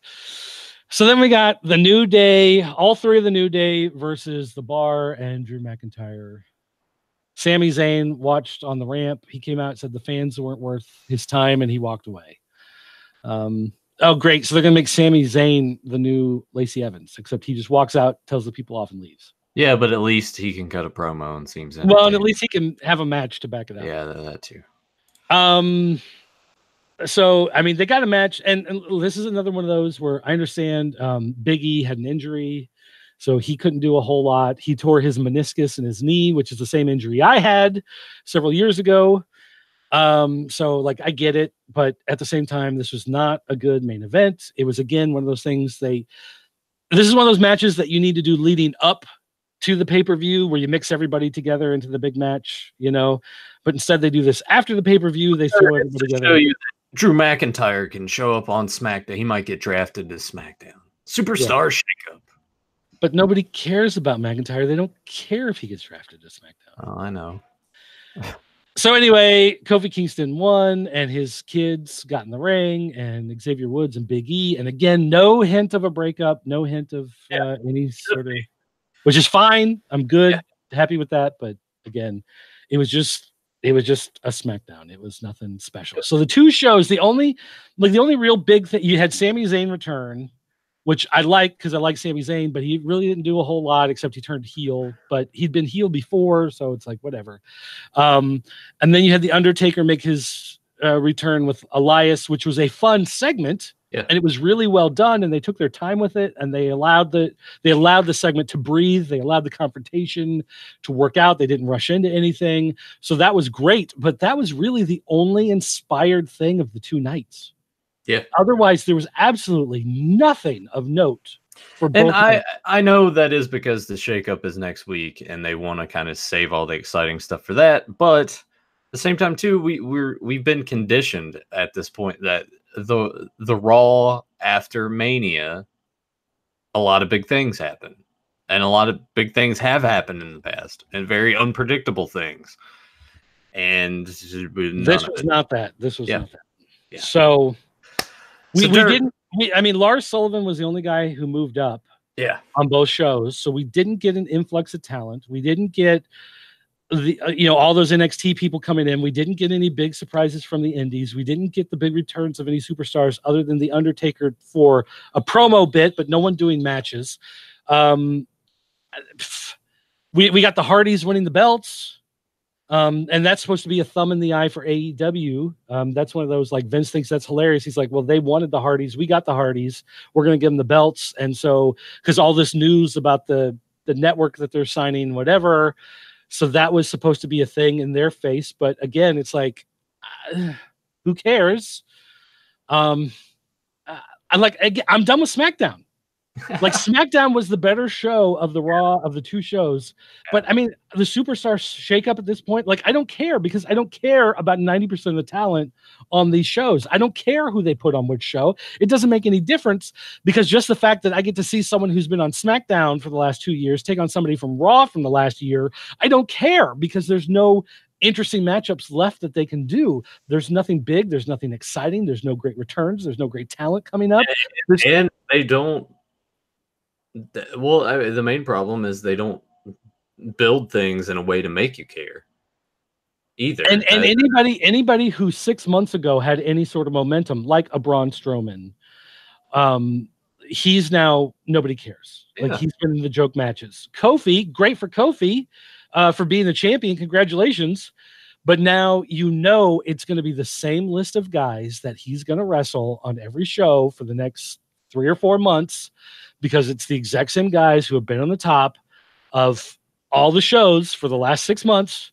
There's no one new who's coming in to chase after him. There's no long-standing feud. Nobody returns. Nothing, surprising or exciting. I don't care. There's nothing going on I care about. So I'm done with WWE weekly shows. Now, I will still watch the pay-per-views probably. I'm not going to watch them live. I'll watch them the day after or 2 days after. Fast forward through a fair part of them. Maybe read a little bit online before I watch them. Like, oh, you got to check out this match. It's a good match. So I'll go back and I'll check out that match, which is more or less what I've been doing for the last 2 years anyway. But 90% of the WWE product I don't care about, and I'm not going to watch it anymore. I remember, what was it? I think Friday night I messaged Dirt, and I was like, I was drunk too. I messaged him. I'm like, hey man, Takeover was great. Check it out. I get a response the next day. I hate wrestling. Yes, that was exactly it. And I haven't watched the show. I haven't gone back and watched it. And I've heard that it's really, really, really good. Top to bottom, it is an excellent show. I've heard other people say that, but I cannot. I don't want to. So where does that leave the future of the Transitional Champion podcaster? So after the WWE pay-per-views, at some point the week after, and we're pretty fast and loose with our schedule on the show. I had to get my van worked on yesterday. You've had to work overtime in the past. I've been sick. You've been sick. I've fallen asleep and So the plan is at some point the week after a WWE pay-per-view, we will come on and do a show. And we'll talk about what's been going on the last month in professional wrestling. And we'll talk about what's been happening with some of the stars. We'll talk about the WWE product. We'll talk a little bit about Major League Wrestling. We'll talk a little bit about ROH. They just signed this new big deal with New Japan. They had a big show, over the Wrestlemania weekend. We can talk about some of that stuff. We can talk about AEW and what's new with them and going on. It's going to be more about the wrestling business, maybe some of the fun stories that have come out. Maybe if anything of note happens at one of the indie shows I'm at or something, we can talk about that. If you go to a live event, you can talk about that. It's going to be a general wrestling show, less WWE specific, more of a general show, but it'll be like once a month. At some point the week after the pay-per-view, we'll make the event page for it. We'll set the schedule so you guys can come up and check it out. If you want to leave us notes, if you got topics you think that we should talk about, you can always email me, dirt@popculturenetwork.com or dirt@thepopc.net. And we'll set them aside. And when it's time for the show, we'll bring them up and talk about those things.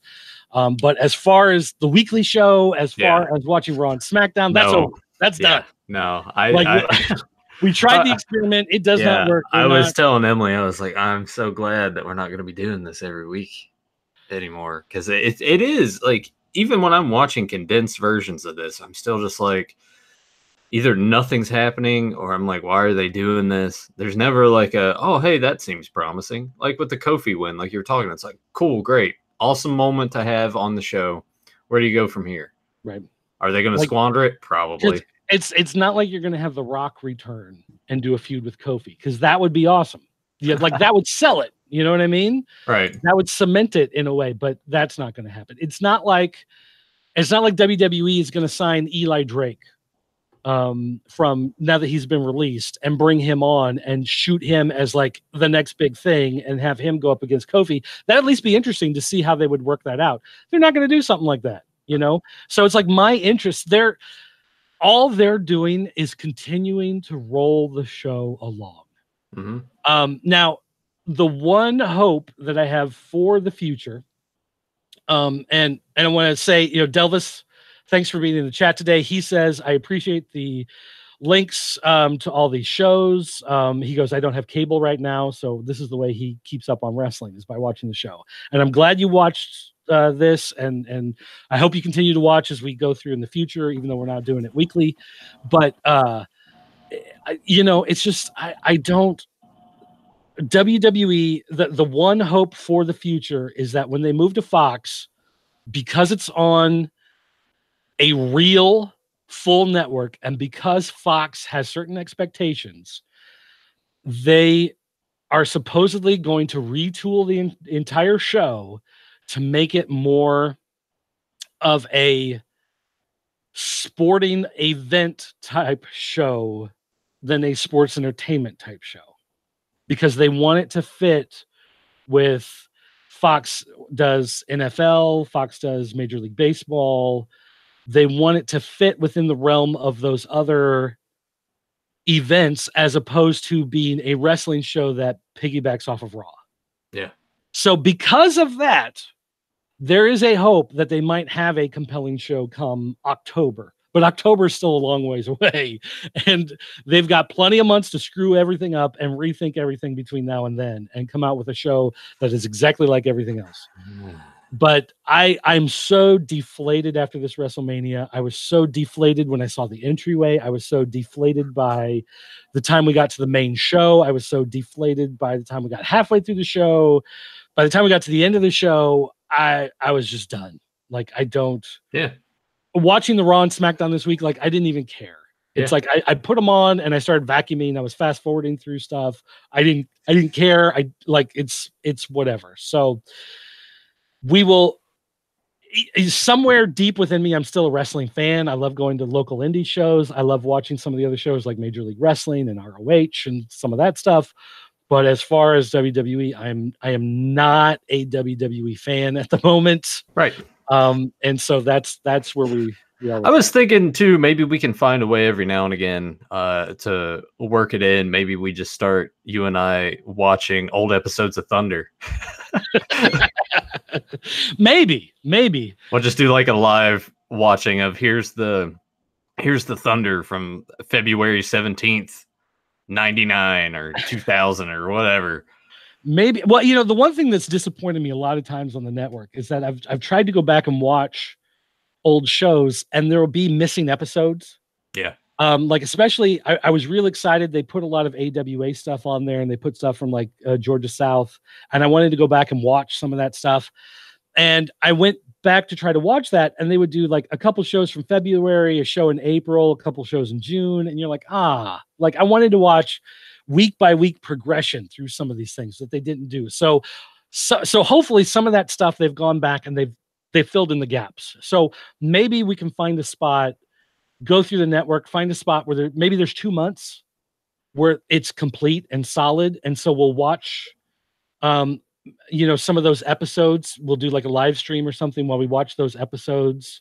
And like the way you do with the Fans of Power when you do a commentary, or Beyond Retro when you do a commentary, maybe we can do something and we can watch some of those as time goes by. But as far as like 5 hours of Raw and SmackDown, no.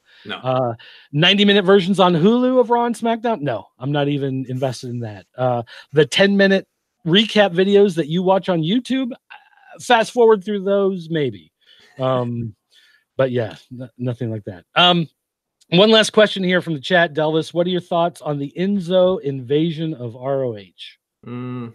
Yeah, so Enzo and Big Cass, who's now, I think he's calling himself Cass XL, is the name he's using. It's something like that. And then Enzo is actually an N and a Z-O. Yeah. Look, Enzo's a good promo. That whole shtick that they had in WWE, to me, it worked because that follows like that New Age Outlaws mentality. People know what to expect. It's easy. It's something they can get behind, and they did for a while. They made the mistake of splitting them up. It all kind of went downhill from there. We all know that Enzo's kind of like a garbage human being. Mildly, to put it mildly. Yeah, everyone has said that. Cass has had some issues since he's been released. So wait, he's asking, was it a shoot? No, it was total work. 100% of work. Yeah. It depends because neither one of them were ever particularly great in the ring. So to have them in the WWE style protected them a lot, I would say. To see them here on the independents, especially a Ring of Honor, you're gonna see a lot of those fatal flaws. I would imagine they would either have to keep the matches short or make them mostly like a promo thing, and that's really the only thing you can do is have them be the guys who cut the promo and do squash matches. Yeah. And that's really about all. They are the wrestling in sport, or they are the entertainment in sports entertainment. They are not the wrestling. They are not the sport in sports entertainment. Yeah. So, you know, and like what you said with Enzo being a garbage human being, like I agree with that.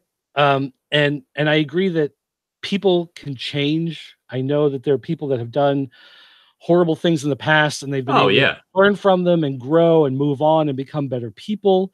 Enzo is not that guy. No, I don't think so either. Enzo is he did it, but it was their fault.